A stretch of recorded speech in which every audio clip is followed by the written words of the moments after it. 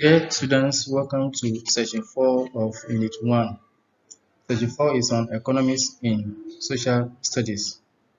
We shall quickly look at the objectives for this particular session. Objective 1 says that you should be able to define the concept economy after the end of this session. Then 2, you should be able to explain the following key concepts, for example, scarcity, goods and services, consumption, production, interdependence, exchange. Then 3, you should be able to state the difference between microeconomics and macroeconomics.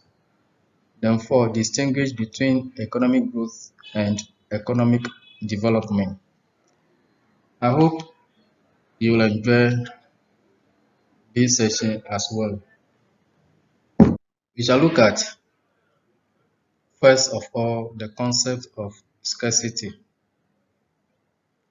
Scarcity is one of the most important concepts when it comes to economics. It says people have unlimited wants. You want a car, I want food, I want shelter, I want this, I want that. However, the resources that will enable you have all these are limited. So, even though you desire to own a car, you desire to own a house, you desire to own a shelter, you desire to own clothes, the ability or the resources that will enable you have all these are limited. So there are never enough goods and services to satisfy all what we want. As a result, people have to make hard choices when they decide which goods they want to produce with limited resources. Let's continue. The next concept is goods and services.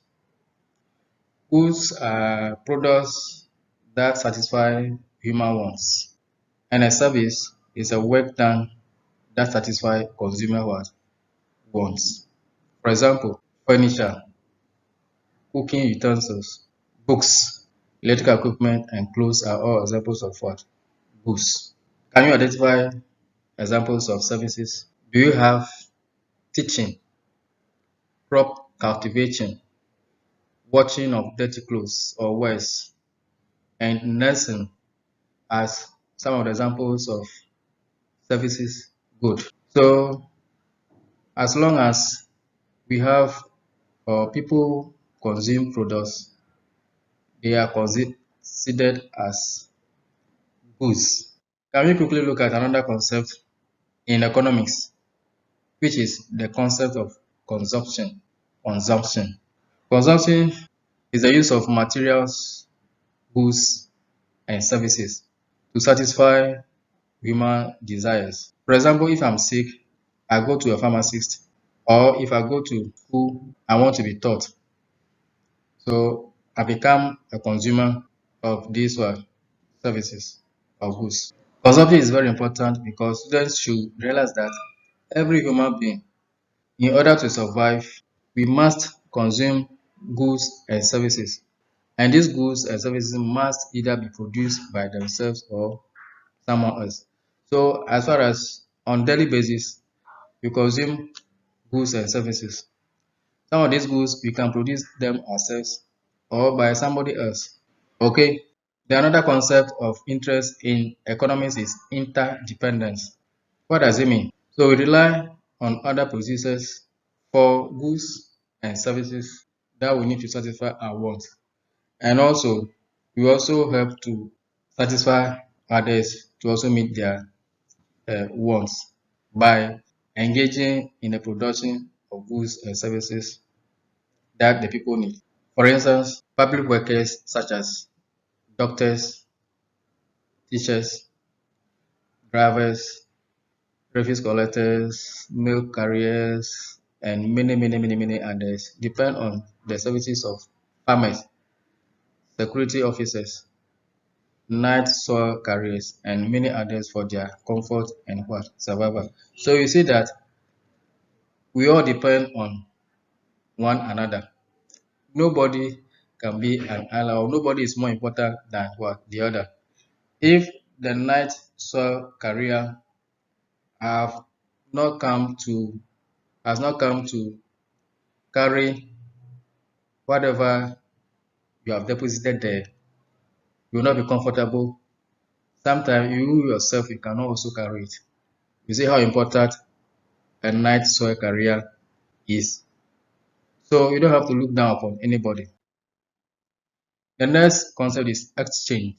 Exchange is merely voluntary transfer of goods or the performance of services in return for other goods or services for money. So the main medium of exchange is money, and it is also an indicator of the rate of what? Exchange. For instance, one bowl will be given in exchange for two tubers of yam, not more than that, right? So if I have two tubers of yam, I can give you one fowl.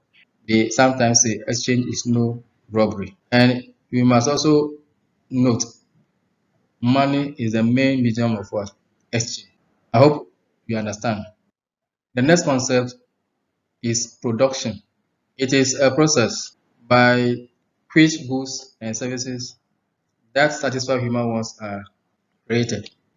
It is sometimes defined as the process of increasing the capacity of goods to satisfy human desires or of rendering services capable of satisfying human desires. For example, we can talk about doctors, teachers, and policemen as all who producers. Doctors attend to patients, teachers teach students or learners, policemen protect us. Although the economist is primarily interested in the goods and services that are produced for exchange, these other examples will help you understand this concept. So we now turn to macroeconomics and microeconomics. So talking about macroeconomics, we focus largely on units such as the economy as a whole or the major divisions within it. For example, the government, the households, and the businesses. Then we can also talk about inflation and unemployment as well national incomes. When we are dealing or we are talking about this issue, we are referring to macroeconomics. On the other hand, microeconomics deals with specific economic units and detailed consideration of the behavior of these individual units. For example, if I have company A, how many people I have employed in that company A, how much I'm able to generate within that company, or a particular household is able to generate as income. That is at the microeconomic level. So, by way of difference, the microeconomics looks at or examines the trees and not the forest. So, the forest will assume it is what? The macro, that's the bigger one. Then we have economic growth and economic development. In terms of the economic growth, we are talking about the consistency in respect of an increase. There's the amount of goods and services that are produced within a particular period of time.